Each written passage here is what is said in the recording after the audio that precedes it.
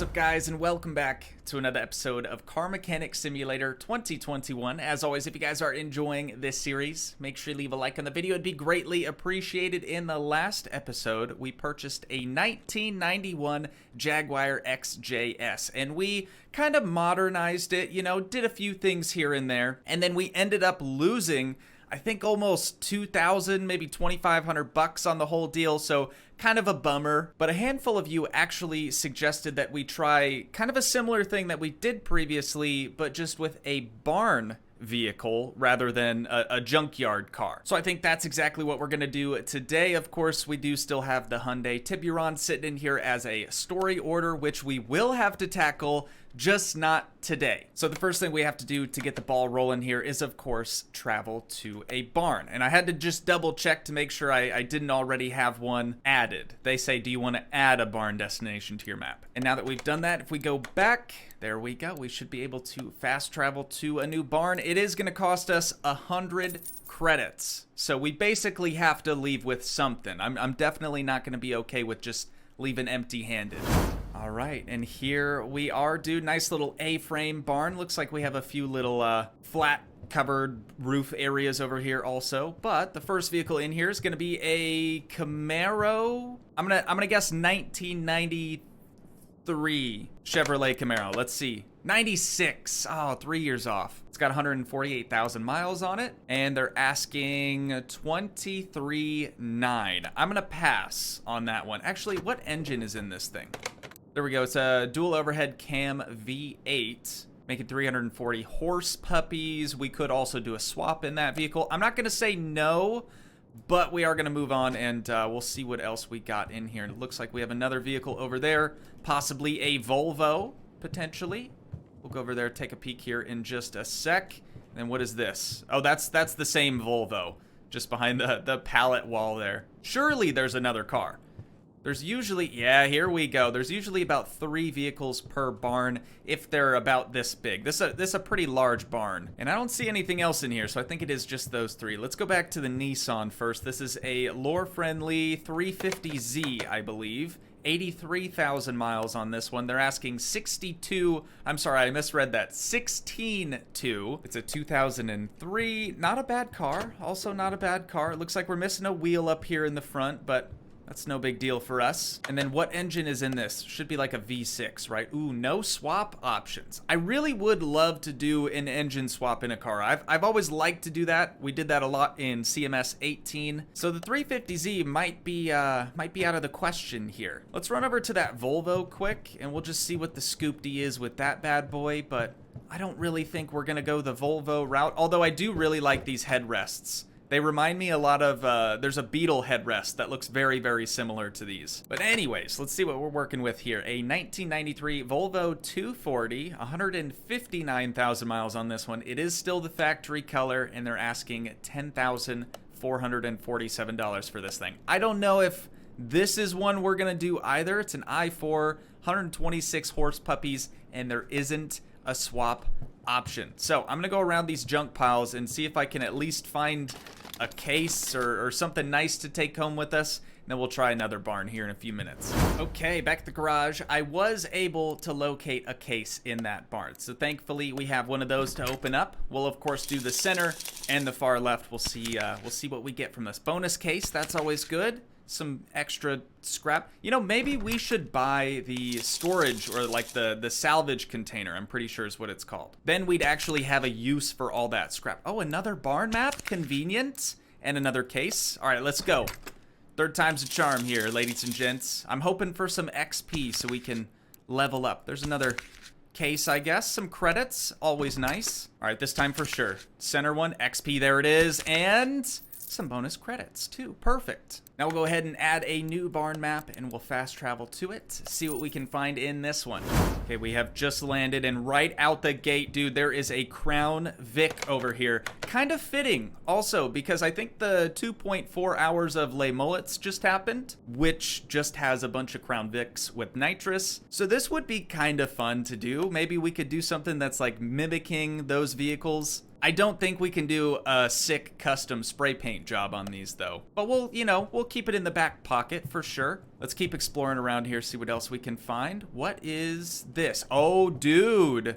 This is the lore-friendly Nissan Skyline. 1998 Skyline, 116,000 miles. It is still the factory color. That's always nice. And it looked like it had a vinyl on it, sort of like a wrap decal, something rather. 23.6 for this unit, and there are a few engine swaps. I'm not really familiar with the i6 DOHC, but if we have the option to swap the exact same engine with a Toogii on it, we should be able to make like 250 horsepower, I would think. But let's keep shopping around. Again, we'll just kind of keep this one in our back pocket. Dude, I cannot strike out today. All right, I'm not letting it happen.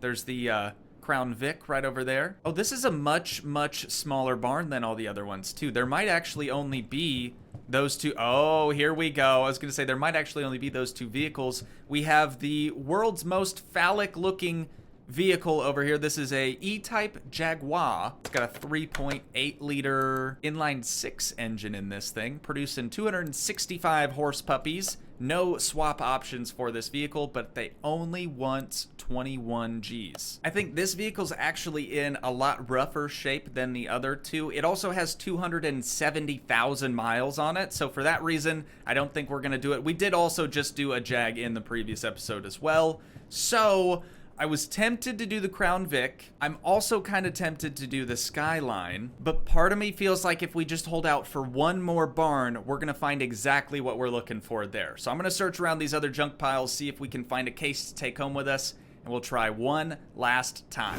We'll get this new case cracked open real quick, and then we'll be on our way to the next barn. But hopefully we can find another barn map from one of these. That would be really helpful. Kind of unfortunate, but it's all good. You know, we got a few left. So we'll get our next one added here, and we'll go ahead and fast travel to it, dude. I got a good feeling. Like I said, I got a good feeling about this one, all right?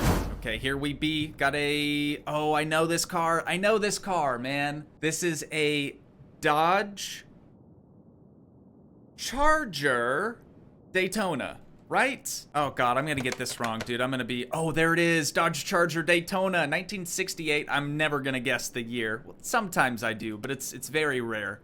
21.8 for this unit. 269 horse puppies on the factory engine, but it does appear to have quite a few swap options. Dude, this is a really solid unit here. 205,000 miles though, but it's a 68, so I mean, that's to be expected, right? Let's keep looking around here. I'm noticing a big ol' something rather back in there. Let's make our way around that way, shall we? A Vandura. I'm gonna guess 1998, 1995 GMC Vandura, 134,000 miles on this. They're asking 27.9, and it doesn't have any swap options, but it does have a V8 in it already, making 307 horse puppies. It's tempting. It's tempting, but only if we could, again, do some custom spray paint on this thing. I'd love to put a big old free candy banner on the side of it. And surely there's another vehicle in here. Oh, God, dude. There it is again. A very phallic-looking Jaguar E-Type. We'll take a look at this one. It's a 61, 155,000 miles on her.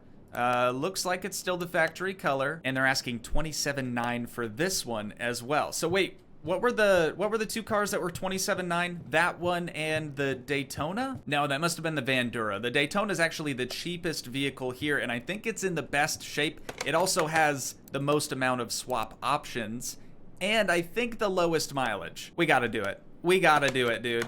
Let's go ahead and buy the vehicle for 21.8. Just like that, dude. We are now the proud owners of a Dodge Charger Daytona. It's also like the best color Dodge Charger as well. That like light blue, it's just very eye-catching. But we're gonna head back to the garage so we can take a closer look at it. Look at this beauty, dude. Hopefully she shines up pretty good. The paint's looking a bit dull. So first we're gonna move it over to the car wash. A respray on this thing would be pretty costly.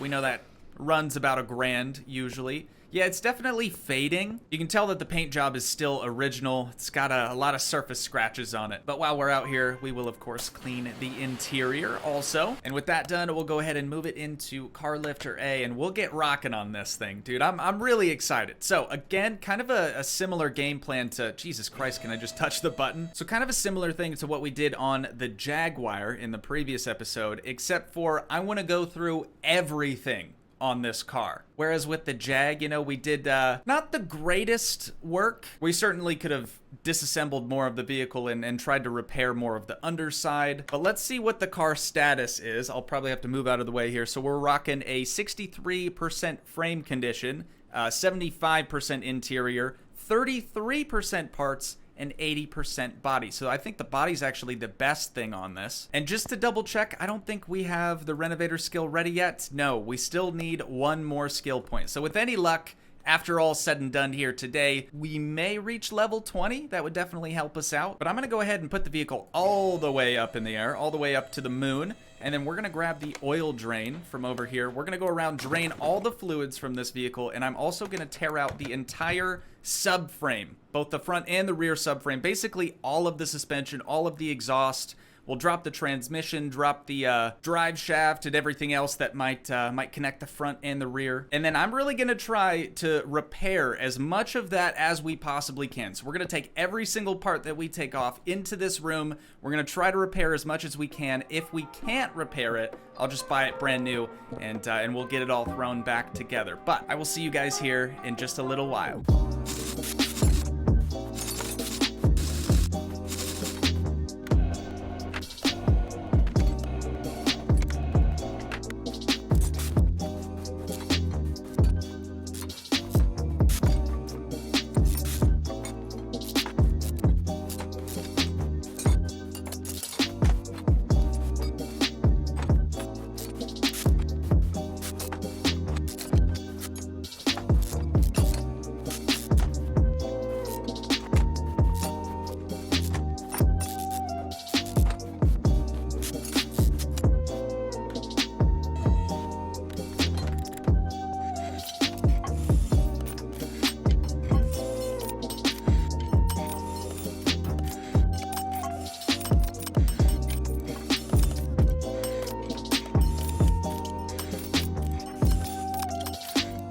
Okay guys, I have just finished at the parts repair table, and I think I did okay. I know I lost one wheel for sure, which is kind of a bummer because I think they're a little bit specific. Like, I think they have a weird size. Now, they're just 14-inch rims. Okay, so not that big of a deal. But as we scroll through this, you'll start to see that I was able to repair a couple of things, but there's still quite a bit of stuff that we're unfortunately just gonna have to buy brand spanking new.